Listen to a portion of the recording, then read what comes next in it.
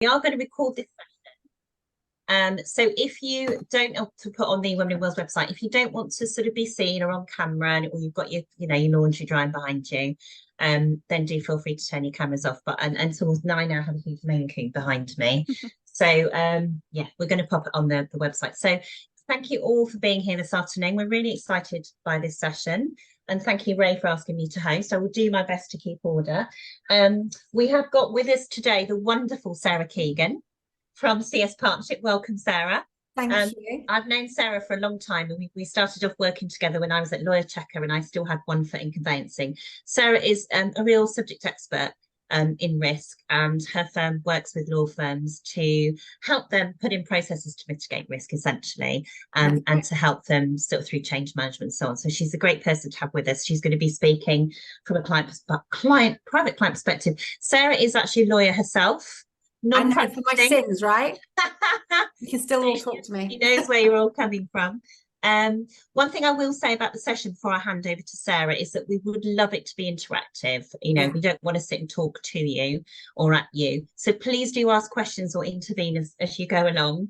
But can I ask you to use the raise hand button so that we don't all speak over each other? I know we women love to have a chit chat. So just in order that we can hear each other, can you raise a hand if you have a question, and then I'll come to you, and then we can refer that to Sarah. And Sarah, do invite me to sort of dive in at appropriate moments. I will. Couple of bits and pieces also, I can add to the conversation. Just say, no invitation needed. Just dive in.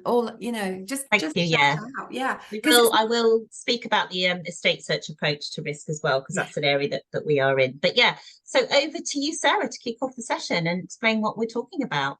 Thank you. And I'm going to say, look, I am a property lawyer, qualified in 1996, and you'll all know what I mean by this when I say that property is a regulated sector, which means that I've got a lot of, I have to remember when I'm speaking to non-regulated departments these days that it isn't property and it isn't residential property in particular.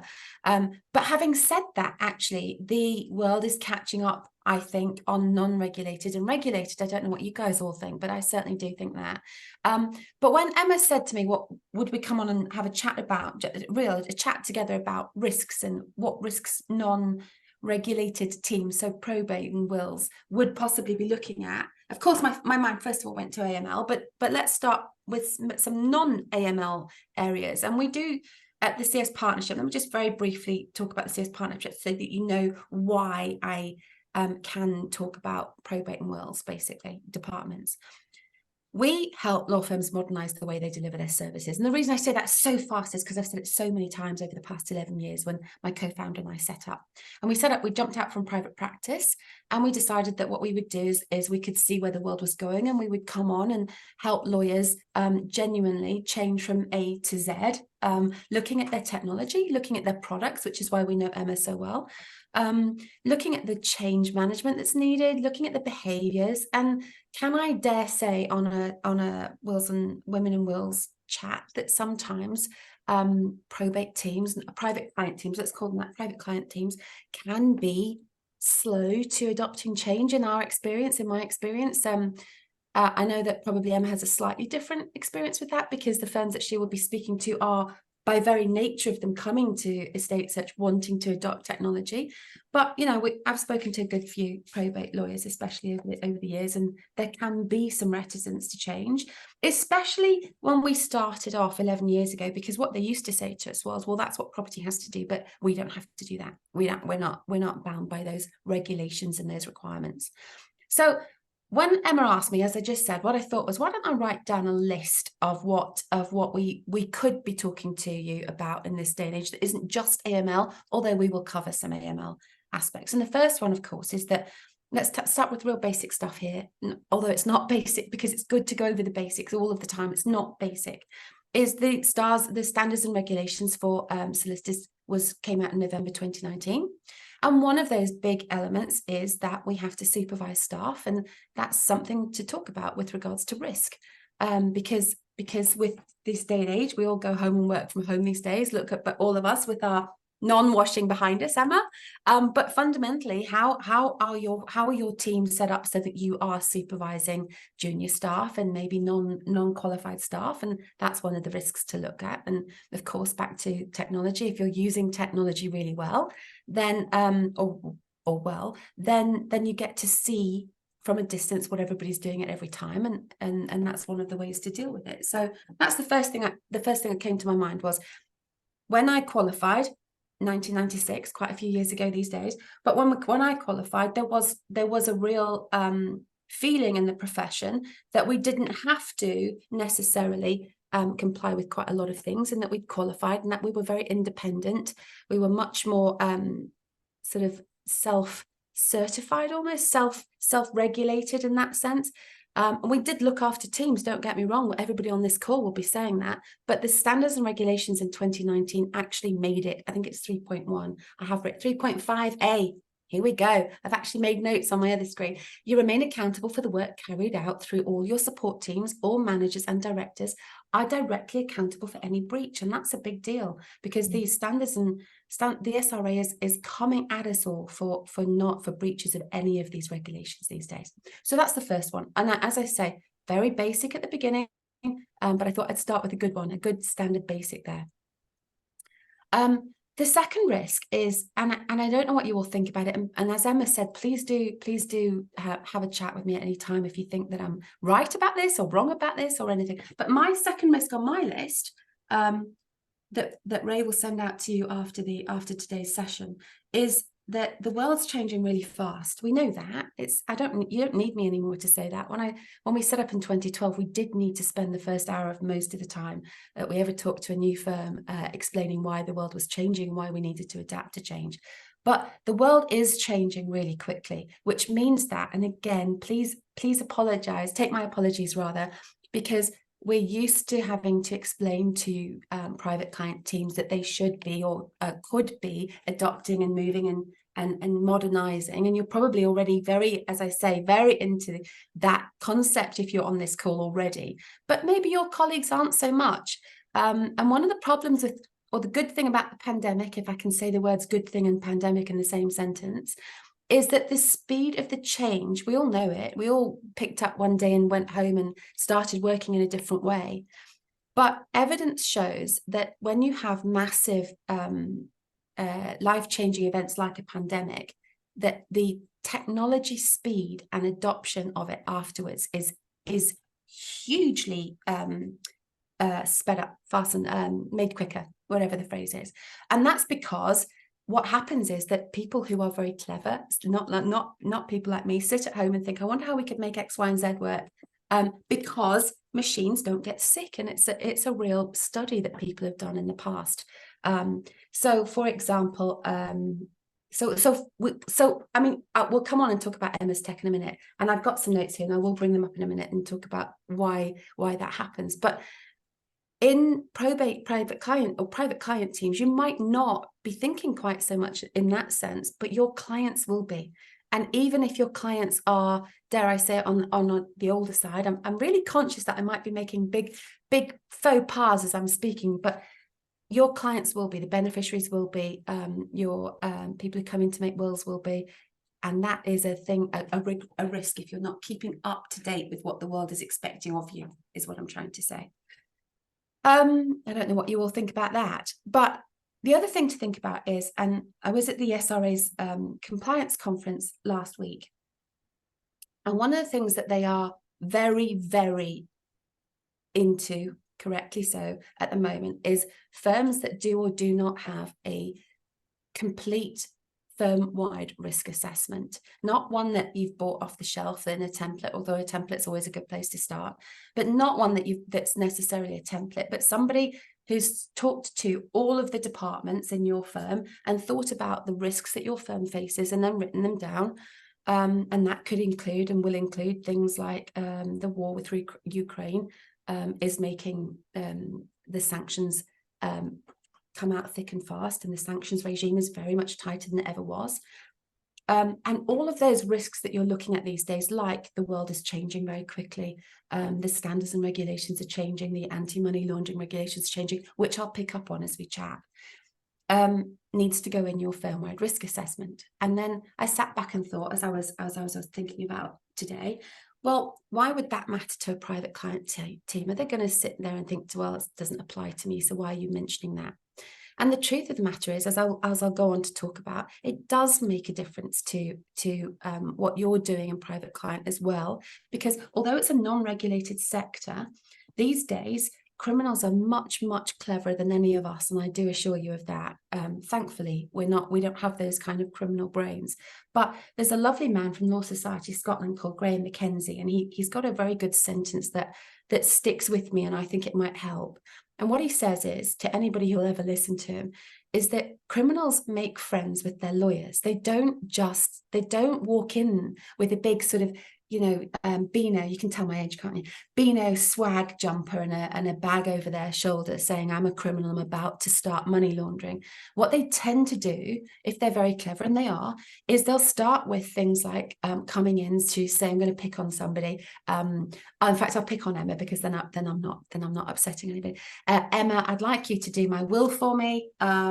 And my name is Sarah Keegan, and we're going to make great friends with each other, and we're going to really like each other, and blah, blah, blah, blah, and here's my will, and all of those details. And then you might come back and bring somebody else in. So I might bring in my other half, or I might bring in my mum and dad to do a will. And at some point, if I was clever enough, then I would be bouncing into purchasing property. And by that stage, the firm has already probably, or not necessarily, done any verification checks on me, because we're just doing a will. And you've already got to know me, and you think that I live in Audley Edge, which I do, but you know what I mean.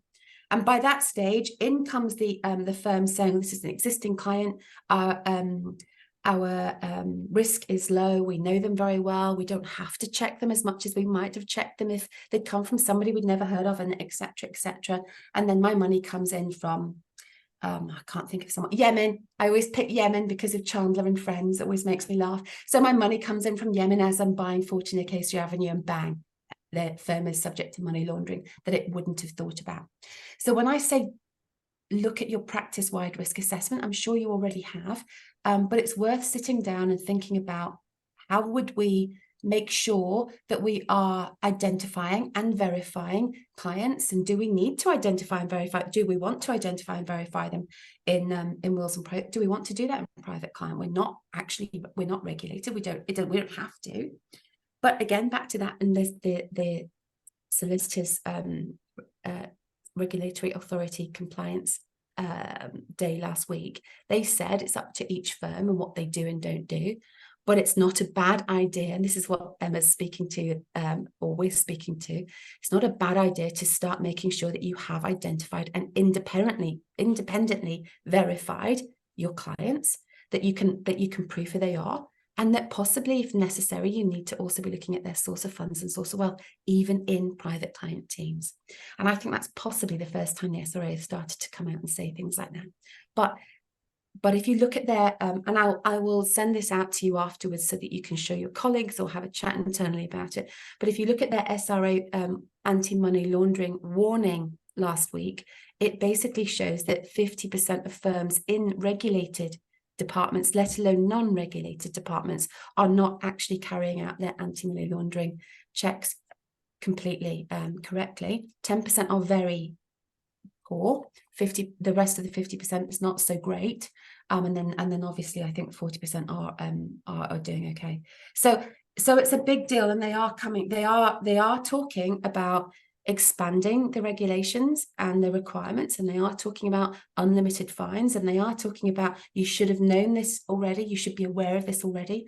So it's something for you all to be thinking about with regards to IDV and source of funds, source of wealth, and just thinking about it, even if you decide that it's not necessary and that your clients come from local sources, and kind of where, it depends, because every team and every firm is completely different. So write that overarching firm-wide risk assessment first, is what I'm looking at or talking about, and then and I will say this because it's what the CS Partnership specialises in, and then reverse engineer, which is a term that I've only recently started using in the past few years, but reverse engineer what would affect your team in that firm-wide risk assessment, and how would you make sure that your requirements and the actions that you'd like everybody to carry out on every single matter happen. Now, what I'm going to say, of course, because it's me, not because of course, but because it's me. And if anybody's got the misfortune of knowing me for a long time, like Emma has, we would ask you to process map it. We would ask you to say, this is exact. I would like my team to always hit the following 5 things on every file. It could be a checklist. It could be as simple as a paper checklist, if that's where you're at. But ultimately, you'd really prefer it, I presume, to go into technology so that you can then run reports from it, and have a look at what everybody's doing across your teams from time to time. So that's the first. That is excellent, Sarah. I wonder if it's just a moment to pause and just ask what people's thoughts are initially on that. So we've had the pandemic, everybody's using technology more, people are working. Who of you in private client teams, I know we've got some suppliers on here as well, have actually conducted a risk assessment within private client? Who has started to look at processes, whether that is on a process in handling each file, what you do on every single probate case, or just in general in terms of things like ID checking? I mean, there is a legal and regulatory requirement to know who you're dealing with and who you're sending money to. So that does actually exist. So, have people sort of put steps in place? Were there already steps in place? It'd be great to hear your thoughts on what Sarah said so far. Yeah. Anyone? So we are currently using Third for all our AML checks, regardless of what service it is that they're looking to use us for, and they're all advanced. If it is going to be a light check, then we still request proof of ID in terms of utility bills, that sort of thing. Yeah. So we are, to be fair, we are pretty good. Sounds good. On that. So we've got one check. We'll see how we get on for the rest of the meeting. Get one big tick. One big tick. We'll go with that one for now and see how we get on. How would you think about, and do you do this? Do you also check people, as Emma said, if you're sending money to somebody, would you check who they are? We'll do a bankruptcy check, especially on a beneficiary. Yes, absolutely. Yeah. Okay, that's brilliant. That's a good point. I'll come on to those bankruptcy checks in a minute, because there's some little anomalies that people might not know about with that. I'll take my 2 ticks. I've got 2 ticks now. And I have to tell you all as well, and I'm not just saying this because we're having a chat, but I think estate search, I know Emma might not want me to be saying this, but I think the technology that you've got is phenomenal, and it's easy to use alongside any of the process maps or checklists or technology or software or anything that you use. I'm going to get you to come on and talk about that as well, or jump in when it's appropriate, Emma, because it's great. Yeah, but I mean, that's therefore just to sort of put it all in one place. So you're not going off to different providers. It's all in one place. You set up your case, and everything you need to do for that case is there, including your insolvency and ID checking for your beneficiaries, and making sure you're checking both bankruptcy sources and not just one, which is a common mistake. Why don't you tell us about the bankruptcy now while we're talking about it? Yeah, so it's actually really interesting. I used to sell Third Port actually when I worked for Lawyer Checker, so I'm very familiar with the Third Port process, and it's an excellent tool, and a lot of firms rolled it out in conveyancing and then rolled it out across private client and other departments as well. Estate search, we're always driven to provide new products based on customer feedback. So when clients say we have a problem, this isn't working for us, what can you do? But actually we don't call them beneficiary checks, we call them ID and insolvency checks, but that service that we offer came about from us getting caught out. And I'll tell you how we got caught out. So over the years, we have done overseas bankruptcy searches for clients. They've asked us for that. That's one of our long-standing services. And we then, as a result of that, started doing UK bankruptcy searches. So that's another thing that you can order on the portal. Now, I don't know if everybody knows this, because most of the ID checking services don't check both of these sources. They only check one. But there's actually 2 sources you need to be checking for insolvency. One is the insolvency register, and that's the one that most of them don't check. The other one is the one that everybody thinks to check, which is the K16, so that their land registry insolvency check. So with the land registry insolvency check, the K16, usually someone's made bankrupt and it lasts for 12 months. And then at the end of that 12 months, they're discharged. That's great. So you do your check on the K16. We were only checking that source when we were doing our bankruptcy checks for clients, and that's all well and good.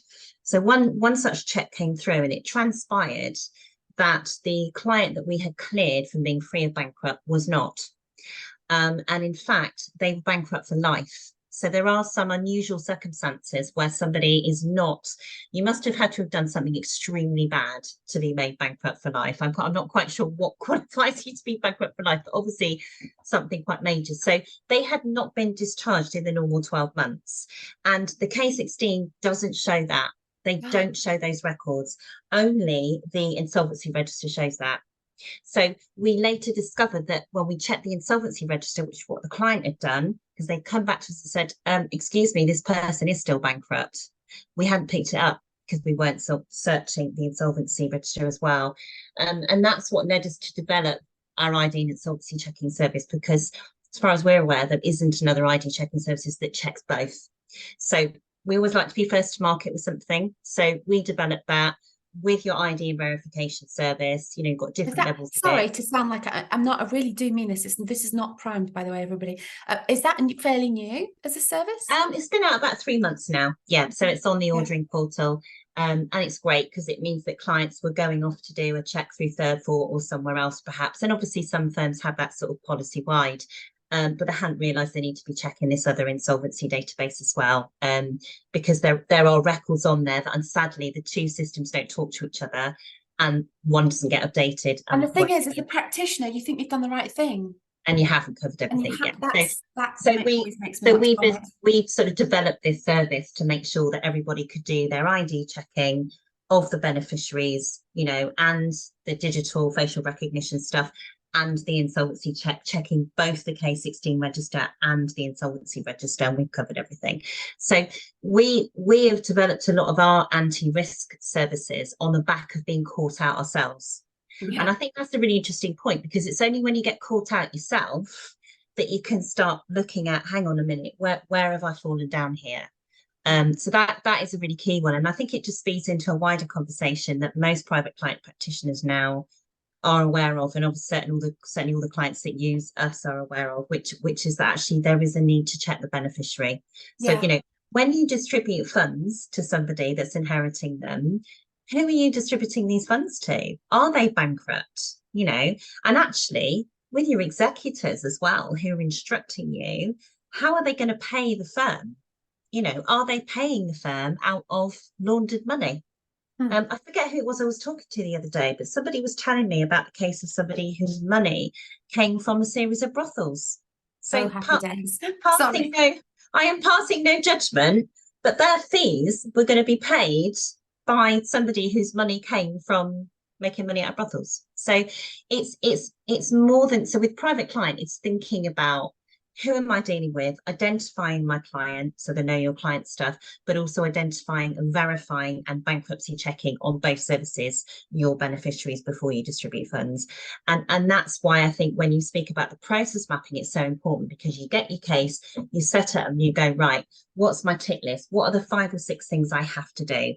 Number 1, an asset search for all the reasons that we might come on to. Number 2, a will search. Have you got the latest copy of the will? If you haven't, you're liable as a firm. It's that simple. Yeah. You know, C, trustee notice, section 27, advertise, you know, for creditors. I'm going to get you to talk about each one of these properly, Emma, because there are risks. And I know I've got other things on my list about like sanctions and things, but let's talk about some of your stuff as well, because it's really poignant to this. But I mean, just invite comment from other people as well. I mean, in terms of sort of process mapping, which is something Sarah's talked about.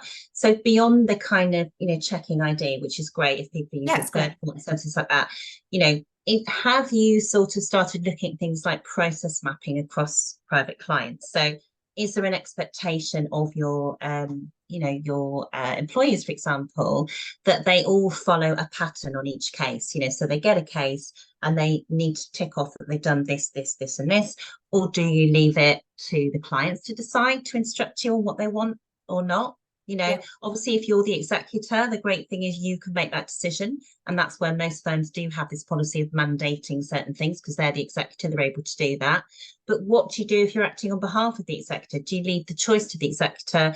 Do you get into the field of advice? Do you start to, and is that advice part of what I would argue best practice and due diligence? So making your clients are informed, making That they sure need to be doing certain that if they searches. don't do X, Y, and Z, it's their choice, can't make them, but these are the risks if they don't do them, and do they understand what those risks are? For example, missing an asset, you're an executor in perpetuity. If the asset's found 10 years later, what are the repercussions? Are they And HMRC? also, the SRA is very keen, very, very keen at the moment, rightly so, that we explain risk to clients in a way that they can understand, as opposed to what we sometimes see historically, or still see in firms where you'll send out an engagement letter, and then you'll send some explanatory letters, and it might be that they're written in the terminology that lawyers understand, and the layman might not understand very much. So that the advice is very much tailored to the client so that they understand it.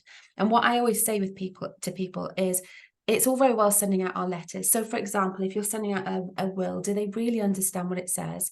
I know that you'll all know this, and that sometimes I'm teaching my grandmothers to suck eggs, but it's still worth repeating, because it's worth saying, I sat with Emma and went through every term, and she understands the will, but also, are you writing that down properly? Because it's very much back to, I always talk about a lady, shame for her, my old maths teacher, Mrs. Lucas, and I do mean shame for her, because she was probably a lovely lady, but she used to terrorize us, or terrify me anyway. And if the answer on her maths questions was, say, 15, and you'd written 15, but you couldn't prove to her how you got to the answer, she didn't give you the full marks.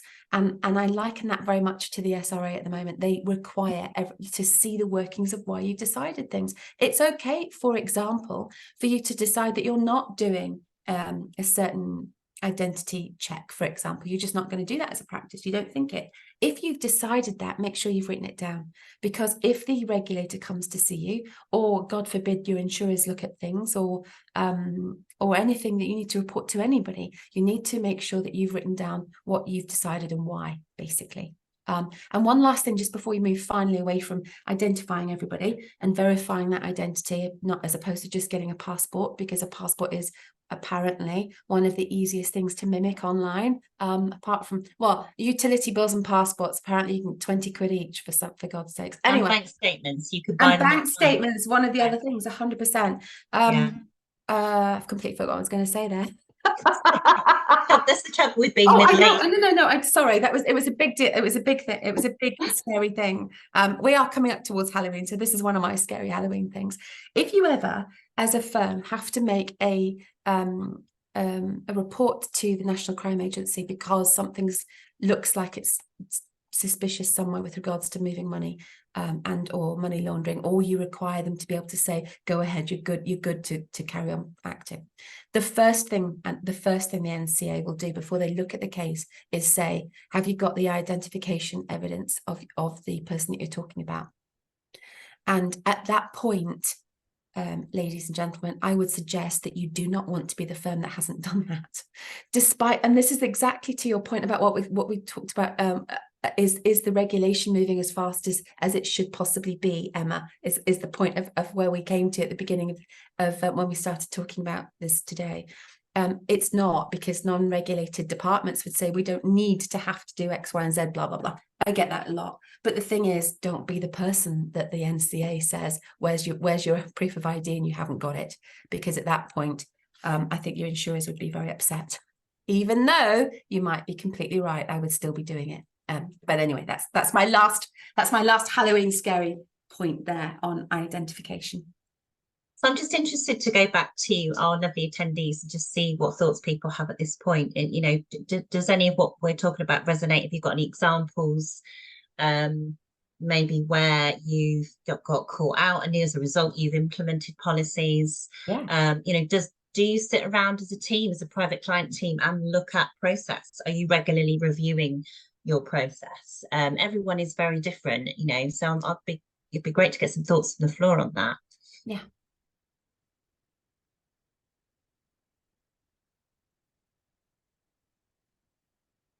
tough crowd. I'll go again then. I was waiting for somebody else to come in. No, you go. You're leader. You've got doing everything right. It's brilliant. Love it. Sorry. Yeah, we do. We absolutely do review everything but we are obviously we are a non-regulated estate planners. Yeah. But even so, we do try where possible to act as though we are regulated, because Yeah. that's the transition that we want to kind of go to. And do you get any down the line? Do you get any pushback in the team about that, or do you get any? No. No. Well, good. No. That's a very firm no, Stina. That's Yeah, a hard I no. know. No, because we're all very part of the business. Yeah. You know, we're all very invested into it. Yeah. Professionally and personally, you know. So we've had big talks about it. Our processes are reviewed continuously. We have regular, you know, sort of weekly meetings about what's working and what's not working, and where the latest trends are and what we should be doing. Because of the direction we know we're going into, we are very much aware of things that are going on. Yeah. Although I wasn't aware of this new little thing on the estate search portal, so I've now found that, and we'll be recommending that one.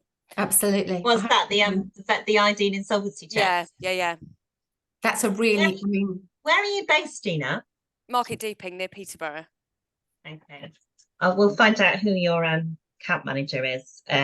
Or perhaps you should know. I don't know who. Do you use the service already? So I don't. So my role is slightly Oh. different. I'm more sort of client and business facing. Okay. I have worked in probate and have worked on legal docs, so I kind of get it.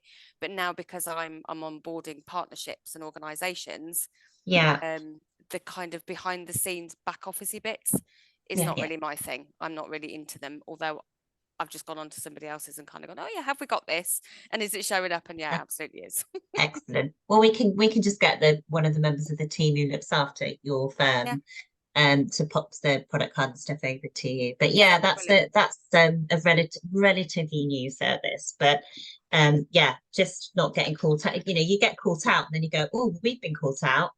So that's how, honestly, Emma, you know, you spoke, it's something you said really resonated with me earlier when you said everything that you develop is because you've suffered the problems yourselves, and that's our clients have, and they well. phone and tell us, and they say, well, we've got this challenge, or there's this service available in the market, it doesn't quite do enough, it doesn't quite do what we want to, or it's too expensive, or there's these barriers. So if we can find a way to deliver it that's more efficient and more cost effective, and add it to our service so that people are not flying around all over the place and they're ordering from this one central place, that's what we're there to do. We're there to make the process, you know, of a bereavement case or a mental capacity case or a living individual case for estate planning easier. That is why we exist, you know. Difficult. I mean, we have enough regulation making it difficult, complicated, don't we, in the sector? So absolutely. And as you're all speaking, there's something else I've just had a thought about, which is good, isn't it? But is that as you all sit together in non-regulated teams, it might also be a good thing to suggest that you sit sometimes with the regulated sectors as they decide what they're doing. For example, if you're sending money out to somebody and it's 20,000 or whatever it is, in something like property, we've all had it drummed into us for a good few years now that we have to check who we're sending it to. We have to make sure the bank account details are right. You might go as far as sending them £1 to make sure you've got the right details, the right bank account, and clearly that that your email hasn't been hacked and something's being diverted. Is that something that that moves over to a non-regulated department, for example? Do you see what I mean? It could be the case that we're very used to doing certain things in some sectors and not in other sectors, which we would take for granted in something like Res Prop, but not necessarily in probate teams or in private client. I keep calling probate because that's just how I grew up, but private client teams is what I know I should be saying. So apologies for all of that. But it's one of those risks, isn't it? And sitting together with possibly property lawyers and asking them what they do, some of it you can strike off, some of it you might think actually that's applicable no matter what the work type that we should be doing. Yeah, definitely. Yeah. Emma, Anyone you else? mentioned 2 or 3, sorry. Someone back to say something? No, carry on. You mentioned 2 or 3 really good things that you sort of went through because you're so used to your product, went really fast, but they're good risks for private client teams. What were they? Can you remember? One was the beneficiary, the bankruptcy? Yeah, so the main sort of areas that we teach best practice in, and we do regularly provide to firms client care wording for people to insert if they want to. So we have some client care wording that we've developed, and that has a due diligence checklist with it, which people find very helpful to sort of implement, to go through on every single case. We expect these three things to be done. So we can certainly send that around to anyone that's interested as well. If I pop my email on the screen later, and then I can certainly send that out if you'd like a copy of those. So you've got the ID of the beneficiaries, but actually even before you get to that, I mean, that's distribution, that's right at the end. When you first open a case, whether it is a mental capacity case and you're trying to find the assets of the donor on behalf of the attorney, but particularly when it's a bereavement case, obviously it's things like recognizing that actually you are at risk. You are liable if you're acting as the executor, and you're also liable if you're acting on behalf of the executor because you are giving advice. And I think often lay executors don't realise or remember that they have this obligation in perpetuity.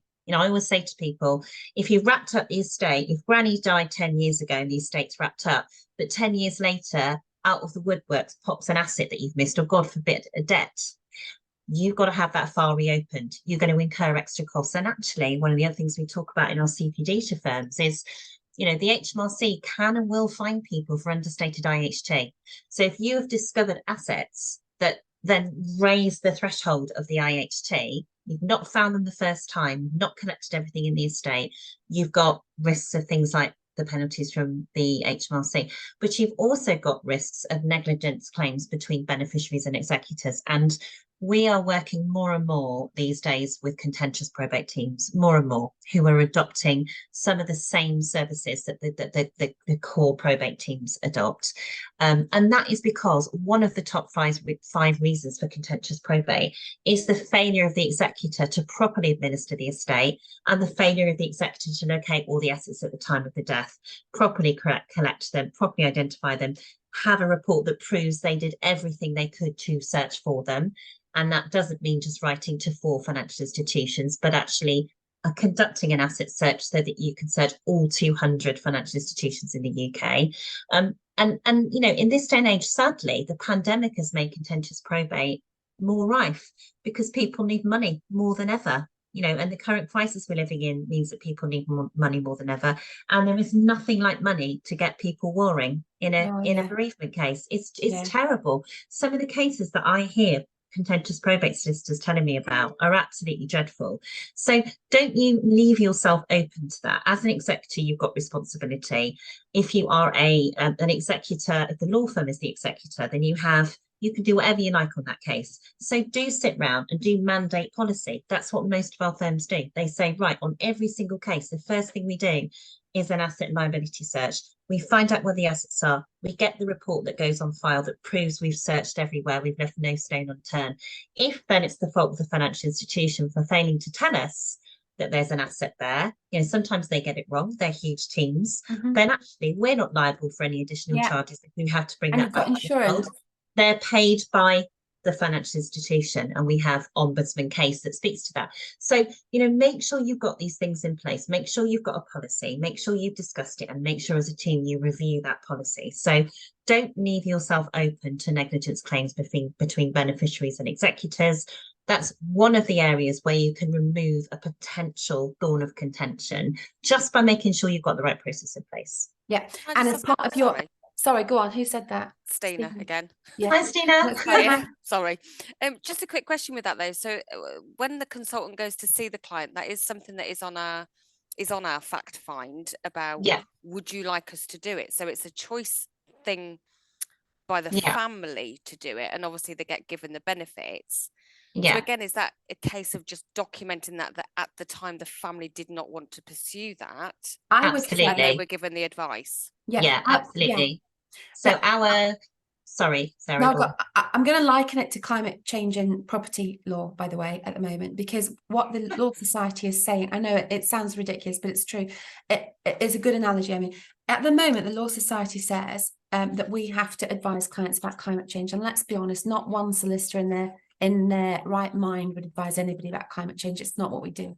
But they don't really mean, what they mean is that you have to have told the client what the risk is and made sure they understand it to their level of the risk, and then bring it back and write it down and make sure that you've covered the firm, basically. To do that, it's not just a case of, and here's to what I was speaking to earlier, it's not just sending out an engagement letter saying, do you want to do it? Let us know if you do. It's literally explaining why. What happens if this isn't good? What, like Emma's just gone through the pretty scary thing about in 10 years' time, somebody might come out of the woodwork with a debt and it's up to you and you would be responsible for it. That's one great reason why you would spend the money on doing the right searches that tech would help you to protect you. But make sure that it's that detailed, I would say, and then write down your reasons for it. And also back to bringing it into every file every time. Put a checklist in place, even if like I say, even if it's a paper checklist. Hopefully it's not paper checklist, but put a checklist in place. Have you explained such and such, and make the fee earners write down their name and the date. And yes, I did tick yes, Sarah Keegan, and it's the 26th, and that's what I've decided. That's what I've said. You know, put your, make it, because that's the way that you change behaviors in teams that you really need to. So you start by explaining to lawyers why they have to do something, and I can speak about that in a minute, about why lawyers really like that, but why, and then you put it in place. You make it really easy for them to do, so you make it very simple. This is the checklist, every file, every time, and then you follow it up and you put it as far as your appraisals every year, or you know, all of the checks that you do in teams and training and everything like that. But that's what you do, basically. Christina, in your case, are you ever acting as executor, or are you acting for a lay executor? Sometimes we are acting as executors. Okay, Yeah, and you still do you majority still is give not. the family the choice even when you're the executor? Absolutely. Okay, so Yeah. that's where our advice would probably differ a bit. So most of the firms that we deal with, where you're the executor, you don't need their permission. So most of our firms, as executor, will say, where we are executor, we mandate this and we do it. So our wording is geared around where you're not acting as executor, but you're acting on behalf of executor. We've got this, I can send it to you. So we've got suggested wording that explains, as Sarah said, all the risks, and it then has basically a document checklist, and you literally would get the family to sign to say, I understand what the risks are, and I'm signing to say I still don't want it done. So you move the obligation away from you onto them, that you have informed them about the risk. So you've done your best practice bit in advising them as the client. They've made the decision not to go ahead with it, but fully understanding the risk because they're written down in front of them and they've signed to say they understand them. So we would absolutely advocate, and the vast majority of our firms that work with us just mandate those searches when they're executor, because you don't need permission, you're the executor. Where they're the executor, you do have to give them the choice, but we give you the tools for you to be able to show them what the risks are, and then it's up to them. But you've then got a copy of that document that says they decided to opt out of it. So if as executors something comes back later down the line, they can't come to you and say you didn't give us your best advice. And it is up to them to deal with the file returning, to pay those costs of having it reopened, to potentially pay any debts that come out of the woodwork, potentially fight off any negligence claims from beneficiaries. That all sits in their court. So that tends to be how we advise. We also produce a really nice one-pager, which we co-brand for each firm, that they can give to their clients, which basically is a kind of marketing one-pager that talks about how many billions of pounds in unclaimed assets exist, which is now over 200 billion, what the risks are, what you can do about it, and the advice that you would give to them. And that's a kind of co-branded piece, one pager. So we do kind of provide all these tools to help you sort of address the risk. So that's something we're thinking about. The other thing we do, which a lot of our clients are very keen on having, is a risk report. So either monthly or quarterly, we produce a risk report for the team that shows them how many files they handled, what cases they set up on our system where they were exec, what cases they set up where they were not exec, and what searches were ordered against it, so that you can see how the team is complying with your process if you set out a process for them. Okay, that's brilliant. Thank you for that. Sorry, one other question. I'm sorry, ladies in the room. That's good. Is that someone's talking. So we do it. We do our estate administrations in two ways. We do the forms only, whereby the family are giving us the values. Mhm. So in that circumstance where we're trusting what they're saying, Yeah. kind of how would that have any impact on us later on down the line, where they are literally doing that without going down the asset search route? What kind of comeback is there on us then, or on Well, anybody? I think at that point, because they've instructed you after the asset discovery, and they have instructed you to do only part of the case, so you're just filling in the forms. You are not taking on the whole probate process for them, is what I would Because the say. grant will be in their name and not in ours, so it's their Precisely. liability, not ours. Precisely. That's what I Absolutely. thought, Yeah. but just a bit of clarity. Absolutely.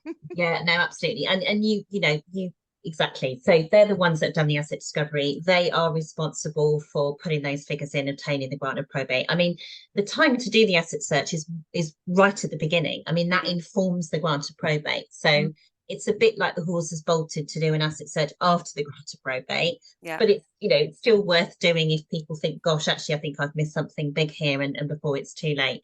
But no, exactly. If you're ending part of the process, then actually you only give advice on the part of the process that you are involved in.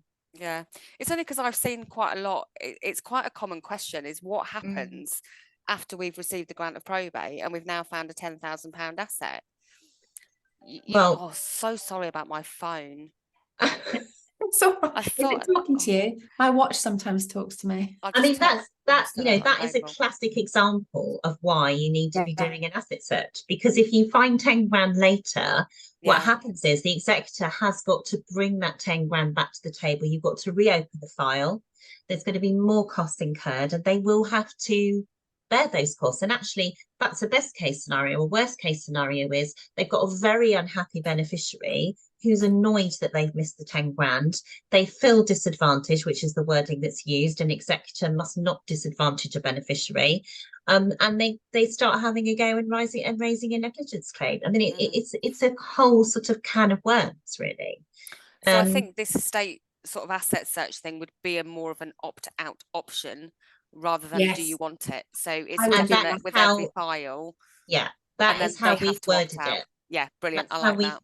That's how we've worded our client care terms and conditions and letters that we give you. So it is like you do it when you're executor. When you're not executor, you advise it, and then you give them tick boxes where they opt out, not in, because then you have discharged your responsibility to advise them. But I can send you a copy of that after the call. That'd be great. Thank you. No problem. I'll shut up again. No, don't. No, don't. It's nice. We like talking. We like talking. I just realised, Ray, actually, that I was thinking, why have we got a lot less people on here than we normally do? But it's half term, isn't it? So it's half term. All the amazing mothers are off mothering, and well, that's why I thought it might be a really good idea to have it on the website, because you're providing some fantastic advice. So people can then watch it. I'll put a link on. And I'm giving a big shout out to all the usual crew that join us that are currently probably juggling toddlers and trying to work at the same time, and generally being super women as we women are. That's true. All true. I've got some more things on my list. Shall I just really, I'm conscious of the time. We've got 5 minutes, Sarah, and then at 5:02, I'm going to hand over to Ray so she can talk to the girls, ladies, I should say, on the group about the Women in Will events that are coming up. Absolutely. So one is sanctions, and sanctions is something, to be honest, I don't think any of us, unless you're unregulated, unless you're moving money constantly, it's not something we particularly think about. But it's a regime that that will be picked up by some of the searches anyway that you're using for the IDV and AML searches. It is not a risk-based approach. It is an absolute requirement that we're not helping people who are on the sanctions list with anything, and that includes things like their probates or their estate management or their wills or anything like that. So do make sure that you're all doing sanctions checks. Horrifyingly, the SRA mentioned, I mean, I really do keep harping back to last Wednesday, but it was a big deal. They basically suggested that you had to search everybody on the other side of every transaction that you were doing as well. Because sanctions is not, you cannot pass it over to another solicitor as reliance. You cannot take it as a risk-based approach. It's absolute, it's an absolute requirement. So So we all put our hands up and said things like, does that mean, say in property, that you would have to check that Emma Badley, who's selling to me, is not on the sanctions list, just like Sarah Keegan's not on the sanctions list? God willing, I'm not. But anyway, or my name isn't, rather. And they said, well, that's up to everybody to have a think about. But yes. So I'm just passing that on, because that's a real thing that we don't think about. I know it's not the same in private client teams, but it might mean that you have to search all the beneficiaries. You might have to search all of the executors. You might just have to do massive widen what you would have searched otherwise, if indeed you are searching against the sanctions lists. Basically, that's one of them. Second one I've got on my list is vulnerable clients, and one of the frauds about very much about the fraudulent mortgages being put on properties. And then, so basically, I would come along, I lend my elderly parents £30,000 that I've made from drug trafficking and human trafficking. I give it to them, they spend it. I've got a mortgage on their property, and when they come to pass away, I get clean money back because it comes out of the estate sale. That's another thing to look at. Negligence, obviously, is always a big one, and employee screening. Said that badly. Employee screening. To make sure that you are you are screening your employees to the standards that the SRA is looking at these days. And that, I think, is just about me finishing up in time. That's a very good point. I have to say that everybody that works at Estate Search has a check done against them. We have a CRB check to make sure none of us are criminals. So at least you know when you're dealing with it. I mean, I'm not entirely sure that a criminal would have registered them. You know what I mean? I'm not saying, and somebody once said to me, but we're not the police. And absolutely no, we're not. I'm not suggesting that what we do is enough to be a policeman. But if we haven't done it, then we are at trouble. We are in trouble for not doing what the regulator is asking us to do. And that's the point I'm always teaching about. Thank you very much, Sarah. It has been absolutely wonderful having you. I could listen to you all day. And you, honestly. You and I both have a problem. We could probably talk all day. But I hope that has been really helpful for people. And thank you so much for coming on, Sarah, and giving us the benefit of your wisdom. It's always a joy to have you involved in Women in Wills. And if anybody would like any of the things we talked about sent to them, please pop your email address in the chat. I can see who, I think Kelly, our multi-manager, is on the call, aren't you, Kelly? So I'm sure that Kelly has grabbed the attendee list there, and we can always send some bits and pieces out to the people that came along if you're interested.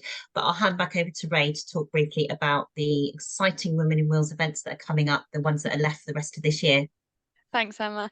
Yeah, thank you very much both for coming along and speaking today. I mean, it was a fantastic session, and I'll make sure to share the recording, because we've had a few that registered that couldn't attend, so I'm sure they were doing those things that we were saying in half term, and so it'd be great for them to be able to catch up. As Emma said, we have a few events left for the rest of the year for Women in Wales. Our next event is an in-person event in Liverpool. It's at the new hotel, the Municipal Hotel, and we have a fantastic guest speaker joining us, Danielle Blaylock. I will pop the link in the chat to our events page, and so if you would like to book your place, please feel free to do so. Following this, we have a coffee morning at the end of November, and not to talk about Christmas too early, but it will be a sort of end of year Christmas sort of one, just to round up the year of Women in Wales. And then finally, to finish the year, we have our last episode of the interview series, which is hosted by Arkin, our other sponsor of Women in Wales. So that is at the beginning of December to well and truly finish off the year. But I hope to see you all there at our in-person event, but if not, at the coffee morning at the end of November. So yes, thank you very much again for joining us, and I will send round the notes and a link to the recording for anyone who wants to catch up. Perfect. Thank you, Ray. Thank you, everyone. Lovely to see you all. Lovely to see you all. Thank Fab. you. Have a great evening. Week, guys. Great evening. Bye. Bye now. Bye. Bye.